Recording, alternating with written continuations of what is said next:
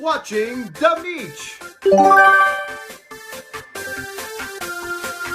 Before I start this video, I'd just like to state that I will not be spoiling anything in regards to the story or any major aspects of Pokémon Brilliant Diamond and Shining Pearl. I know they're remakes of games that released almost a decade and a half ago, but there are people who haven't played them, and considering my brother spoiled Endgame for me, I know full well how painful spoilers can be.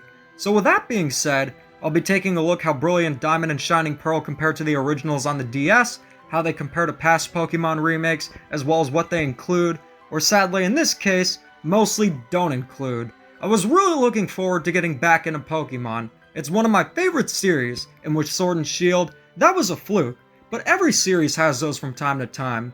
With Mario, you had Super Mario Bros. The Lost Levels, and New Super Mario Bros. 2. With Metroid, you had Metroid Other M, so I thought that Sword and Shield was just a fluke, and there, they could just learn from the mistakes and create great and ambitious Pokemon games once again. Unfortunately, that doesn't exactly seem to be the case. And yes, I'm aware this is developed by a different studio, but you can't deny that standards were set by past remakes that is fair for fans to have. Did you guys like what ND Cube did to Mario Party up until Superstars? I don't think so. One of the main criticisms of Pokemon Sword and Shield was the lack of the national dex. The Pokemon Company and Game Freak went on record trying to excuse it, saying they recreated all the models from scratch. However, that was quickly debunked when players went into the files of Sword and Shield, only to realize that past Pokemon, they weren't made from scratch at all, but rather used the same models from X and Y. The Pokemon Company and Game Freak made 3D models for every Pokemon once the series went into 3D that they could reuse again and again. They would have to update the textures depending on what platform the game was on, but regardless, the models weren't made from scratch. So the real reason why the National Dex wasn't in the game is because they wanted to rush it out in order to meet the Christmas 2019 season. Unfortunately, the only difference here is the year, because Pokemon Brilliant Diamond and Shining Pearl will not have the National Dex and will only include Pokemon up until Generation 4.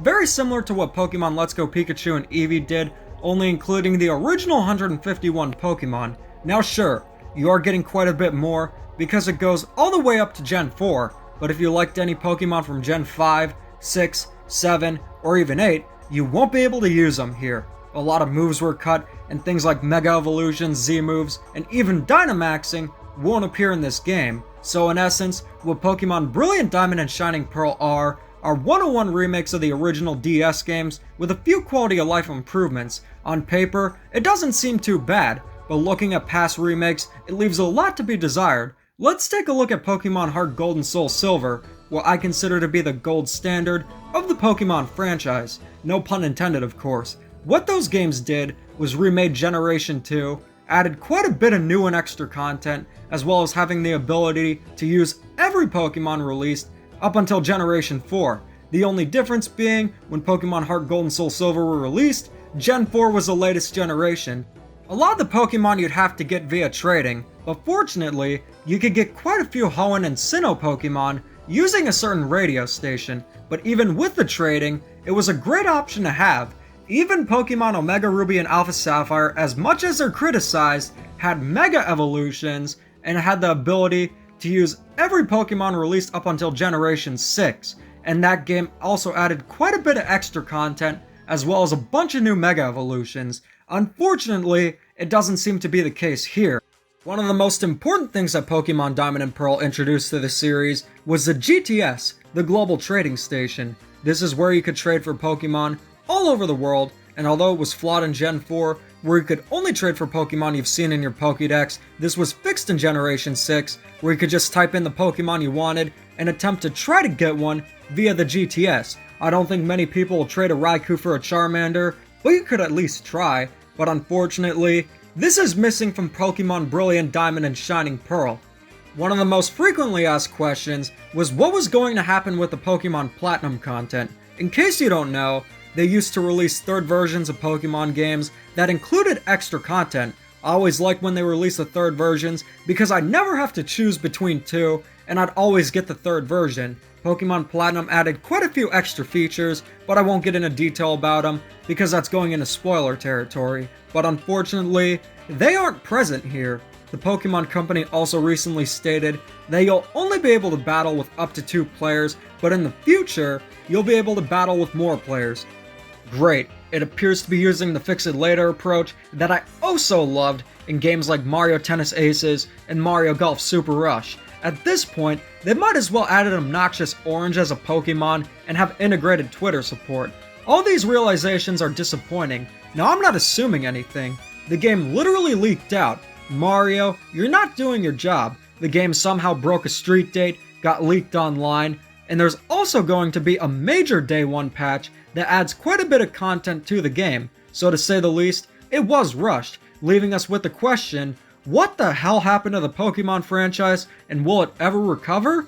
I think Soph Spector's theory on why the Pokemon franchise has seen a decline in quality makes perfect sense. The theory goes along the lines of after Pokemon Go's success, that's when the noticeable decline in quality started to happen, and although there were great games like Pokemon Sun and Moon, Ultra Sun and Ultra Moon, and new Pokemon Snap released during that time frame, a lot of games that were either divisive or considered mediocre by most of the fans were released. A very similar thing happened with Mario, with something I like to call New Super Mario Bros. Syndrome. What happened is after Nintendo launched New Super Mario Bros. To immense success, they went too far. If they just left it at New Super Mario Bros. And New Super Mario Bros. Wii, I can guarantee you that the New Super Mario Bros. Name would be looked back upon fondly. But now, New Super Mario Bros. Is defined by stagnance and repetition. If you look at the first New Super Mario Bros. Game, it's actually very original. It introduces a ton of new mechanics, enemies, and power-ups to the series. Even New Super Mario Bros. Wii introduced enough new things to differentiate itself from the DS game, but they went too far when it came to New Super Mario Bros. 2 and New Super Mario Bros. U. Both of those games felt like glorified ROM hacks of New Super Mario Bros. Wii, and really didn't add anything to the series. It wasn't just limited to 2D Mario, it impacted the entire Mario franchise. Now sure, there were some great games released during the time. Super Mario Galaxy 2, Luigi's Mansion Dark Moon, Mario Kart Arcade Grand Prix Deluxe, Mario & Luigi Dream Team, Super Mario 3D World, and Mario Kart 8, all being great games, but a lot of games suffered from being generic and not living up to their full potential. Super Mario 3D Land is a great game, but the locations are too samey, and it really doesn't add anything new to the series. The Mario spin-off games were even more affected by this. In Mario Party 9 and 10, the locations are only locations found in the new Super Mario Bros. Games, and I think the spin-off franchise that was affected in the absolute worst way was with the Mario RPGs. Mario & Luigi Paper Jam, what could have been an amazing crossover, just fell flat. You would think that a Paper Mario and Mario & Luigi crossover would be amazing. Both franchises have memorable characters, some of the coolest locations, and most interesting things found in the entire Mario franchise, but all it does is cement the fact that Paper Mario is made out of paper, and it just includes locations from New Super Mario Bros., and doesn't really add anything that stands out, hence why it was such a disappointing game. Don't even get me started on Paper Mario Sticker Star.